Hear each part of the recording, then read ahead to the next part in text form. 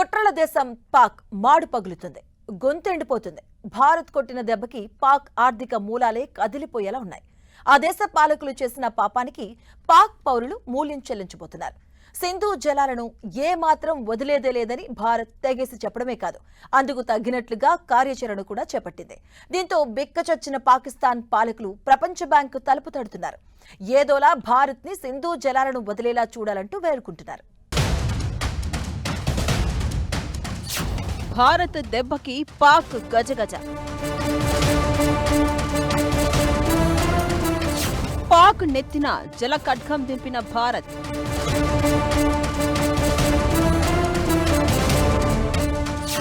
పాక్ దిక్కుమాలిన పన్నాగాలకు చెక్. అర్ధరాత్రి పీఓకేలో ఆసిమ్ మునీర్ నరమేధం. దెబ్బకి దెబ్బ తీసేందుకు భారత్ రెడీ.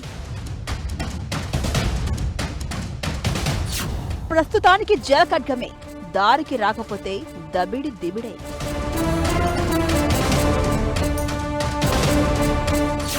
పాక్ ఆక్రమిత కశ్మీర్ పీఓకే రక్తాశ్రువుల మధ్య కొట్టుమిట్టాడుతుంది.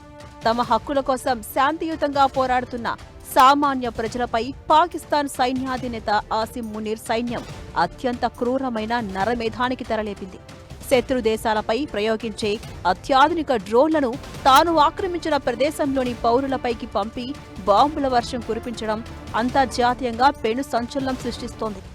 జూన్ 28 అర్ధరాత్రి దాటిన తర్వాత 12 నుంచి 1 గంట మధ్య రావల్కోట్ నగరంలో ఊహించని ఒక భయంకరమైన దాడి జరిగింది. ద్రవ్యోల్బణం, కరెంటు బిల్లుల బాధుడు, హక్కుల కాళ్లరాతే ధ్యేయంగా ఇస్లామాబాద్ ప్రభుత్వం చేస్తున్న అరాచకాలపై ప్రజలు తిరగబడ్డారు. ఈ తిరుగుబాటు ప్రపంచానికి తెలియకుండా ఉండేందుకు జూన్ 5 నుంచి అక్కడ ఇంటర్నెట్ సేవలను పూర్తిగా బంద్ చేశారు. అయితే ఇదే సమయంలో భారత్ వేసిన ఓ దెబ్బ పాకిస్తాన్పై పిడుగులా పడింది.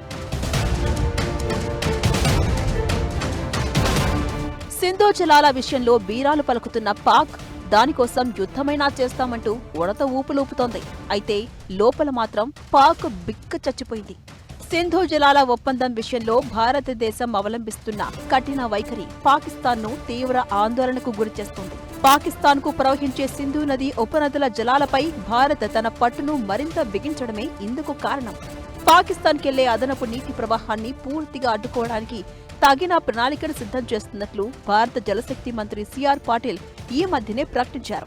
వచ్చే 2 నెలల్లో ఈ వ్యూహాత్మక కార్యాచరణను దేశవ్యాప్తంగా పూర్తి స్థాయిలో అమలు చేయడమే ప్రధాన లక్ష్యంగా పెట్టుకున్నట్టు చెప్పారాయన. దీంతో ఈ అంశం పాకిస్తాన్కు పెద్ద షాక్గా మారింది.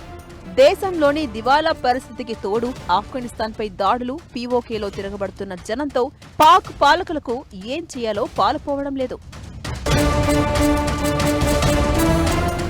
సింధు నది ప్రవాహం కనుక పాక్లో ప్రవేశించకపోతే ఆ దేశపు వ్యవసాయ రంగం తీవ్రంగా దెబ్బతింటుంది. ఎందుకంటే అక్కడ 80% పంట భూములు కేవలం ఈ నదీ జలాలపైనే ఆధారపడి సాగుతున్నాయి. అదొక్కటే కాదు, అక్కడ పర్యాటక రంగంలో భారీ నష్టాలను చవిచూడటం ఖాయం.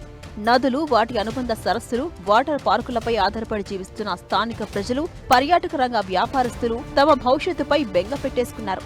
ఖైబర్ పఖ్తూన్ఖ్వా, పాక్ ఆక్రమిత కశ్మీర్ ప్రాంతాల్లో ఈ జల నియంత్రణ ప్రభావం అత్యధికంగా ఉండే అవకాశం ఉంది. పాక్ ఉత్తర పర్వత ప్రాంతాల్లో ప్రవహించే వేగవంతమైన నదులు, సహజ సిద్ధమైన మంచినీటి సరస్సులు వేలాది శ్రామిక కుటుంబాలకు ఏకైక జీవనాధారం. పాకిస్తాన్ వ్యాప్తంగా ప్రకృతి ప్రేమికులను, పర్యాటకులను విశేషంగా ఆకర్షించే పర్యాటక కేంద్రాలు ఇక్కడే ఉండడంతో నీటి కొరత ఈ రంగాన్ని చావు దెబ్బతీస్తోంది. వీటి సంగతి పక్కన పెట్టి ఊరికే యుద్ధమంటూ పనికిరాని బిల్డప్లిస్తే అది పరిస్థితిని మరింత దెబ్బతీస్తుందని పాక్ పాలకులకు కూడా తెలుసు. అందుకే వరల్డ్ బ్యాంకు ముందు పాక్ వేడుకొల్ల పర్వం ప్రారంభించింది. అంతర్జాతీయ ఒప్పందం నిబంధనల ప్రకారం భారత్ నడుచుకునేలా చూడాలని అబద్ధపు ఫిర్యాదులు చేస్తోంది. భారత్కి ఏదోలా నచ్చచెప్పి తమకు సింధు జలాలను వదిలేలా చూడాలని పాకిస్తాన్ అధికారులు, పర్యావరణ నిపుణులు ప్రపంచ బ్యాంకుకు విజ్ఞప్తి చేస్తున్నారు. వ్యవసాయం, జల విద్యుత్ ప్రాజెక్టులతో పాటు ఎకో టూరిజం కూడా దారుణంగా దెబ్బతింటుందని పాక్ సీనియర్ లాయర్ మాలిక్ అష్కాఫ్ ఆందోళన వ్యక్తం చేయడం ఇందుకు నిదర్శనం. అయితే ముందు పీఓకే అప్పగించి ఆ తర్వాత చర్చల సంగతి చూడాలని గత ఏడాది ఆపరేషన్ సింధూర్ సమయంలోనే భారత్ తెగేసి చెప్పింది. దీంతో పిచ్చెక్కిపోతున్న పాక్ పాలకులు డైలాగులేస్తూ కాలం గడుపుతున్నారు.